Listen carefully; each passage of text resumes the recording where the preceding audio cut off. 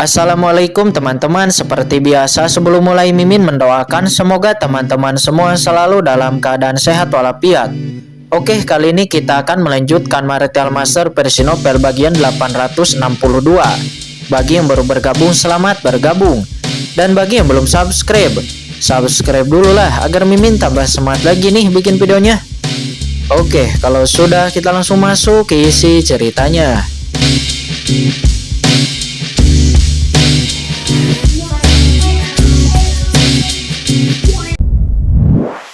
Kincen dengan lebih jelas. Ini, Kincen tidak bisa menahan diri untuk menghirup udara dingin. Karena ada sungai putih tak berujung di depannya saat ini. Dan ternyata yang memenuhi sungai putih itu bukanlah air putih, tetapi merupakan tulang putih, kerangka padat, seperti pasir di sungai Gangga. Itu tersebar di sungai panjang ini. Dari kejauhan itu terlihat seperti sungai putih yang luas. Faktanya ini adalah sungai panjang yang dibentuk oleh tulang yang tak terhitung jumlahnya, mayat yang tak terhitung jumlahnya, dan tengkorak yang tak terhitung jumlahnya. Pemandangan seperti ini sangat aneh, membuat orang ngeri pada pandangan pertama mereka, dan membuat orang merinding. Dari mana asal begitu banyak tulang ini? Saya khawatir mengubur seseorang dari daratan belum tentu dapat membuatnya menjadi tempat yang penuh dengan tulang sejauh ribuan mil. Membutuhkan generasi mayat untuk menumpuk. Apalagi di antara tulang-tulang ini tidak hanya ras manusia, tetapi juga ras monster, berbagai ras, blood beast, demon, bahkan ras sayap. Di mana Dead Cannon ini? Kata Kincen, dia bergumam. Selama bertahun-tahun yang tak terhitung jumlahnya, tidak ada seorang pun di menua Tianu yang pernah memasuki kedalaman Dead Cannon dan melewati pemandangan kedalaman Dead Cannon ini. Oleh karena itu, pemahaman dunia tentang Dead Cannon sangat lemah. Pada awalnya, Kincen berpikir bahwa hanya ada beberapa area yang mematikan di dalam Dead Cannon. Tetapi sekarang dia tahu bahwa dia salah. Mayat yang tak terhitung jumlahnya terkubur di lumpur dan sungai tulang putih ini semuanya menunjukkan bahwa ngarai kematian ini benar-benar luar biasa dan bahkan mengejutkan. Tidak lebih lemah daripada tanah telarang dewa. Anda harus tahu bahkan tempat percobaan di surga, medan perang zaman kuno, dan kematian serta luka-luka begitu banyak orang tidak membentuk sungai tulang yang begitu mengerikan seperti di sini. Jadi, dari mana datangnya sungai tulang ini? Mayat tulang yang tak terhitung jumlahnya tertumpuk di sini. Kincen sedikit ngeri untuk sementara waktu. Dia berdiri di tepi sungai tulang itu, memandangi sungai yang tak berujung. Dia tidak tahu di mana itu berkelok-kelok, tetapi dia memasuki kedalaman ngarai kematian. Dia diselimuti oleh udara kematian yang tak terhitung jumlahnya. Badai di Dead Cannon menderu-deru, dan suara rengekan datang dari seluruh sungai tulang. Dan ada suara hantu dan juga suara serigala yang melolong di mana-mana. Kincen tidak berani pergi jauh ke sungai tulang, karena sungai tulang ini sangat aneh. Kincen kemudian menjelajahinya dengan indera spiritualnya, tetapi tidak dapat menemukan apapun dan tidak tahu berapa panjangnya sungai ini. Akan tetapi di saat itu, tiba-tiba di sungai tulang putih, sebuah tengkorak raksasa di dekat pantai tiba-tiba terbang keluar dari sungai tulang, lalu menggigit Kincen dengan mulut terbuka. Tengkorak ini sangat besar, berukuran sekitar 3 kaki, dan saya tidak tahu mayat makhluk raksasa apa itu. Melihat itu, mata Kincen memadat dan sebuah pukulan langsung dilayangkan olehnya. Tiba-tiba Kincen merasa bahwa dia telah menabrak benda yang sangat keras. Tinjunya bergetar dan itu sepertinya akan diblokir. Akan tetapi siapa Kincen? Dia adalah setengah langkah guru suci, seseorang yang bahkan berani melawan Lord of the Abyss. Bagaimana tengkorak itu bisa menghentikannya? Dengan keras, aura pembunuh yang luas meledak ke langit. Dan di atas kepala tangan Kincen, tengkorak itu langsung diledakkan. Dan tulang yang tak terhitung jumlahnya terciprat berkeping-keping, tiba-tiba hancur. Sungguh tengkorak yang kuat, kata Kincen. Dia diam-diam merubah ekspresinya. Kekuatan yang muncul dari tengkorak ini sangat dekat dengan ahli suci surgawi. Jika orang seperti Gu Junren datang ke sini, mereka tidak akan memiliki cara untuk melarikan diri dan akan langsung ditelan. Siapa? Berpura-pura bodoh, keluarlah dan temui dirimu. Kata Kincen. Dia berdiri di sungai tulang. Dia berkata dengan dingin, dengan suara yang nyaring. Dia bisa merasakan bahwa tengkorak sebelumnya bukanlah kekuatan yang diturunkan darinya, tetapi melainkan dikendalikan oleh kekuatan kematian yang aneh. Di kedalaman sungai tulang putih ini tampaknya ada keberadaan misterius dan menakutkan yang tersembunyi. Tengkorak ini sangat kuat. Pemiliknya harus menjadi tuan yang sangat menakutkan dan kuat di zaman kuno. Tiba-tiba di saat itu sebuah kepalan putih yang tak terhitung jumlahnya juga cakar tulang putih yang tak terhitung jumlahnya naik ke langit dan melancarkan serangan sengit ke arah Qin-Chen. Namun melihat itu, Qin-Chen tidak takut. Serangan-serangan ini tidak lebih dari serangan seorang ahli suci bumi. Qin-Chen adalah seorang ahli yang sangat dekat dengan guru suci. Seluruh tubuhnya terkejut dan tulang yang tak terhitung jumlahnya meledak, langsung pecah berkeping-keping di bawah serangan Qin-Chen. "Apakah kamu masih tidak akan keluar?" kata Qin-Chen. Dia mencibir. Dia mengangkangi sungai tulang dan terus-menerus meluncurkan serangan ke kedalaman sungai tulang. Tetapi terlepas dari tulang-tulang ini yang terus-menerus menyerang, Qin-Chen tidak bisa merasakan keinginan apapun dan segera mencibir, "Cakram Gyo Qian Kun." Sebagai tanggapan, dia langsung melakukan teknik perbaikan langit dan mulai menyerap kekuatan dari sungai tulang yang panjang ini. Selain itu, dalam tubuh Qin-Chen kitab asal-usul juga muncul dan dia mulai meniru peradaban tulang ini. Dan di saat yang sama dia juga memurnikan roh-roh jahat yang ada di sungai tulang ini. Segera tulang dan kerangka yang tak terhitung jumlahnya meledak begitu mereka mendekati Qin-Chen. Udara kematian dan roh jahat di dalamnya disempurnakan oleh Qin-Chen dan kemudian terus-menerus disempurnakan di bawah napas pohon iblis dari 10.000 alam, membentuk udara kematian paling murni, memahami aturan kematian, dan membentuk peradaban kematian.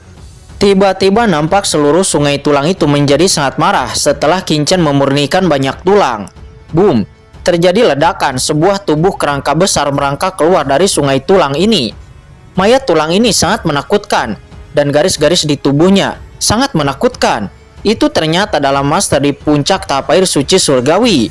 Di saat hidup itu jelas merupakan ahli di puncak tahap air suci surgawi, sangat tirani, dan napas yang keluar jauh lebih menakutkan daripada tulang mayat biasa sebelumnya. Akan tetapi Qin-Chen masihlah sangat tenang.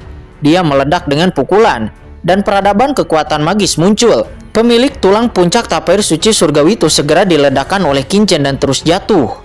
Di saat yang sama Qin-Chen juga menyempurnakannya. Segera peradaban kematian di tubuh Qin-Chen menjadi semakin jelas. Akan tetapi pada saat ini, boom! Terjadi ledakan lagi. Seluruh sungai tulang putih benar-benar marah. Dan setelah Qin-Chen meledakkan ribuan tulang kerangka penguasa puncak tahap air suci surgawi, terdengar suara keras dan sebuah tubuh kerangka besar melompat keluar dari dasar sungai tulang. Kerangka tulang besar ini bukanlah manusia, melainkan seperti raksasa dengan taji tulang di punggungnya seperti kipas dan dia berekor seperti buaya. Qin-Chen tidak tahu ras apa itu. Segera setelah kerangka ini muncul, aura yang menakutkan di langit meledak dan api hitam di matanya saat kaya, dan napas kematian dari tubuh kerangka itu membangkitkan napas kematian di seluruh Dead Cannon. Anak manusia berani liar di sungai tulangku mencari kematian. Tulang-tulang itu meraung dan mereka menampar Qin-Chen dengan keras.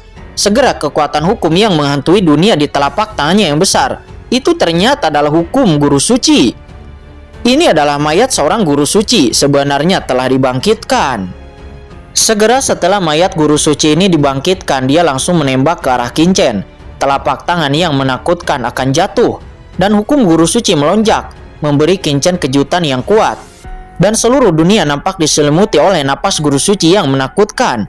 Di bawah hukum ini, tulang yang tak terhitung jumlahnya di sungai tulang nampak bergetar. "Yah, guru suci," kata Qin-Chen. Dia mengangkat kepalanya, matanya berkontraksi, dan ini adalah pertama kalinya dia menghadapi master tingkat guru suci. Meskipun ada beberapa guru suci yang telah dia lihat, bahkan yang mulia terhormat telah melihatnya, tetapi tidak ada guru suci yang benar-benar bertarung. Dan satu-satunya bertarung paling kuat adalah Lord of the Abyss. Tetapi Lord of the Abyss juga terluka. Dan juga yang sebenarnya menekan Lord of the Abyss itu adalah sosok Guntur, dan Qin-Chen hanyalah pendukung. Namun sekarang akhirnya Qin-Chen benar-benar menghadapi seorang master tingkat guru suci. Meskipun itu bukan manusia, tetapi sebuah mayat guru suci. Tetapi apa yang muncul di wajah Qin-Chen bukanlah ketakutan, melainkan kegembiraan tanpa akhir. "Hahaha, senang berada di sini. Pemuda ini baru saja menyelesaikan keterampilan sihirnya, dan aku ingin mencari lawan yang sebanding," kata Qin-Chen. Dia tertawa dan naik ke langit. Boom!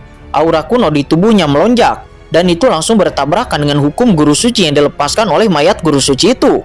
Tangan yang besar itu berguling ke arah Qin-Chen, dan energi yang dalam menembus pertahanan tubuh kuno Qin-Chen. Itu sebenarnya dituangkan langsung ke tubuh Qin-Chen. Pukulan yang mematikan. Hukum guru suci ini memang luar biasa. dan Qingchen merasakan kekuatan yang tak tertandingi di tubuhnya. Jiwanya berdenyut, dan tubuhnya bergetar hebat, dan juga mengeluarkan geraman teredam. Dengan dengusan dingin, organ dalam tubuh Qingchen bergetar, dan tubuhnya tampak terbelah. Tetapi Qingchen hanya tersenyum dingin. Dia langsung mengoperasikan 5 rahasia di tubuhnya. Segera kekuatan hukum guru suci itu langsung menghilang dan berubah menjadi ketiadaan. Selain itu, hukum guru suci ini dipahami oleh teknik perbaikan langit Qingchen, dianalisis oleh buku asal-usul, dan diintegrasikan ke dalam pikiran Qingchen. Segera Qingchen merasa bahwa aturan guru suci ini sebenarnya mirip dengan aturan kematian. Mayat guru suci ini jelas adalah master yang telah menguasai aturan kematian di kehidupan sebelumnya. Dan ketika hukum guru suci itu jatuh, telapak tangan besar itu juga merobek kehampaan dan datang ke arah Qingchen dalam waktu yang singkat. Melihat itu, Qingchen gemetar, tetapi wajahnya tetap tidak berubah. Dia kemudian tertawa dan meledak dengan pukulan. Tiba-tiba konsepsi artistik bangkit, dan napas pembunuhan tanpa akhir bertabrakan dengan tulang tangan itu. Boom! Dua kekuatan yang menakutkan bertabrakan, dan seluruh sungai tulang tampaknya telah memicu gelombang besar. Banyak tulang hancur berkeping-keping, terkoyak dan berubah menjadi abu. Mayat besar guru suci itu dipukul oleh Qingchen dan mundur. Di saat yang sama, Qingchen juga terbang terbalik selama ratusan meter, tubuhnya melonjak, dan wajahnya pucat. Sebab, tulang ini mengeluarkan kekuatan kejut yang mengerikan. Dan ada aturan kematian yang menghantuinya untuk menghancurkan vitalitasnya. Namun begitu kekuatan dalam tubuh Qingchen berbalik, dia memahami aturan kematian dalam kekuatan supernatural asal, dan langsung menghilang. Apa, bocah manusia, kamu benar-benar memblokirnya? Mayat guru suci itu nampak mengungkapkan ekspresi keterkejutan. Kamu ingin menyakitiku hanya dengan serangan ini, konyol. Jika Anda masih tidak keluar, Anda tidak boleh menyalahkan saya karena bersikap tidak sopan, kata Qingchen. Dia mencibir. Hahaha, lelucon besar, anak ras manusia kecil. Kamu berani membobol setik kursi ini. Tetapi tidak apa-apa, seorang guru suci setengah langkah kecil dapat memiliki kekuatan guru suci. Anda harus menjadi yang terbaik di antara ras manusia. Kebetulan, kursi ini sudah lama tidak menelan nyawa dan darah umat manusia. Membunuhmu, biarkan kursi ini berpesta, dan mayatmu juga harus sangat kuat, hanya untuk menjadi hewan peliharaan baru milik kursi ini. Kata mayat guru suci itu. Di saat yang sama, suara isak tangis terdengar di seluruh sungai tulang, dan napas kematian yang tak terhitung jumlahnya bertahan dengan gila-gilaan. Qingchen segera merasa bahwa aura di tubuh guru suci itu benar-benar membaik. Apa? Qingchen terkejut. Metode promosi ini membuatnya sangat terkejut. Tiba-tiba mayat guru suci itu membuka mulutnya lebar-lebar, dan badai kematian yang mengerikan menyapu, dan kekuatan aturan hitam kematian langsung menyelimuti Qingchen. Selain itu, kekuatan aturan kematian ini harus menembus ke dalam tubuh Qingchen dan menghapus vitalitasnya. Aturan kematian, kata Qingchen. Dia mencibir. Dia memejamkan mata, dan peradaban kematian muncul di buku asal di tubuhnya. Segera aturan kematian itu melekat di tubuhnya. Meskipun kekuatan kematian dibentuk oleh Qingchen saat lemah, tetapi itu dapat melawan aturan kematian dilepaskan oleh mayat guru suci itu. Apa yang terjadi? Dalam suara mayat guru suci itu nampak ada keterkejutan. Kamu juga memiliki kekuatan kematian. Tidak mungkin. Ras manusia tidak mungkin menguasai aturan kematian. Suara itu penuh keterkejutan, seolah-olah melihat sesuatu yang tidak bisa dipercaya. Ini aturan kematian, kekuatan maut. Di bawah keterkejutan pihak lain, Qingchen sendiri bergumam. Sejujurnya Qingchen juga terkejut, karena dia terlalu mudah menguasai kekuatan kematian ini. Aturan kematian ini sebenarnya adalah aturan teratas. Itu hampir sama seperti aturan abadi. Bahkan jika dia telah mewarisi aturan abadi dari Master Pedang Abadi. Namun Qingchen belum sepenuhnya memahami arti sebenarnya dari aturan keabadian. Tetapi Qingchen sendiri terkejut dengan aturan kematian ini, karena dia merasa seolah-olah dia dilahirkan bersamanya, dan dia bisa memahaminya begitu dia menguasainya. Dia telah mengerti banyak hal tentang aturan kematian hanya dalam sekejap. Pada saat ini, banyak aura kematian yang telah ditelan sebelumnya melonjak di tubuhnya, dan peradaban kematian di dalam buku asal-usul yang cepat terkonsolidasi dan terus meningkat. Mustahil. Kenapa? Apa-apaan ini? Kamu hanyalah setengah langkah guru suci yang kecil. Bagaimana kamu bisa menguasai aturan kematian? Dan kekuatan kematianmu nampak sangat murni. Tidak mungkin, kecuali orang yang sudah mati. Hanya orang yang sudah merasakan kematian dia dapat menguasai aturan kematian. Karena orang yang belum mengalami kematian, dia tidak bisa mengerti arti dari kematian itu yang sebenarnya. Suara mayat guru suci itu berat dan dia meraung. Kematian. Kilatan cahaya melintas di benak Qingchen dan dia tiba-tiba mengerti mengapa dia bisa menguasai aturan kematian dengan begitu mudah. Ternyata hanya orang yang pernah mengalami kematian yang Qingchen mengerti alasan mengapa umat manusia tidak bisa menguasai aturan kematian adalah karena begitu seseorang meninggal, mereka akan menghilang. Bahkan jika mereka memahami arti sebenarnya dari kematian sebelum mati, itu tidak ada gunanya. Tetapi Qingchen berbeda, dia telah mati sekali dan hidup kembali. Jadi tentu saja Qingchen sangat paham dengan aturan kematian ini. Qingchen tersium pahit, ini benar-benar takdir. Selanjutnya Qingchen merilis kekuatan ruang dan waktu, dan pada akhirnya Qingchen berhasil mengalahkan mayat guru suci itu.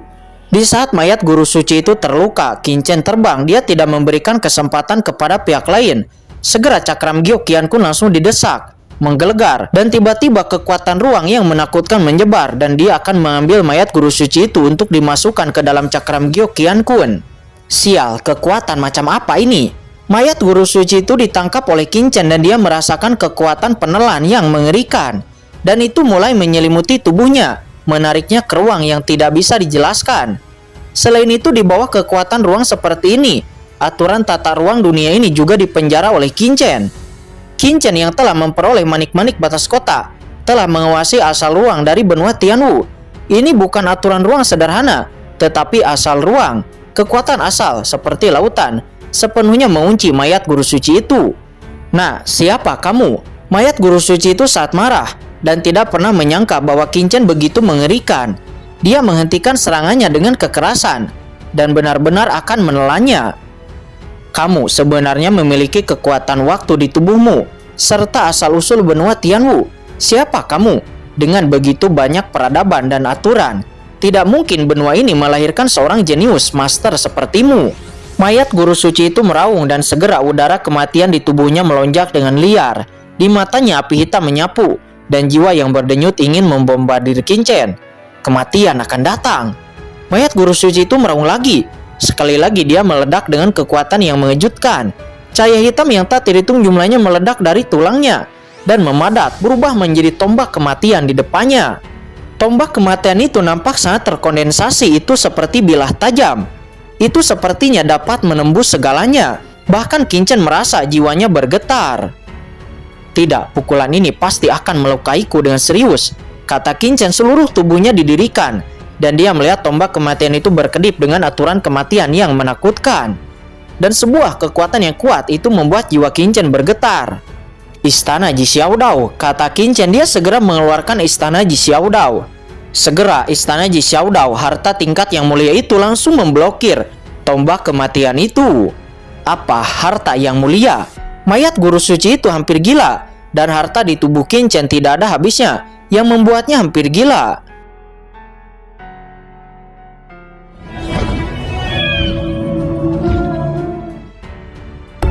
Oke guys, sudah dulu ya. Jangan lupa subrek biar lanjut terus ceritanya. Bagi yang sudah subrek, mudah-mudahan dimudahkan rezekinya. Mimin undur diri. See you next and goodbye.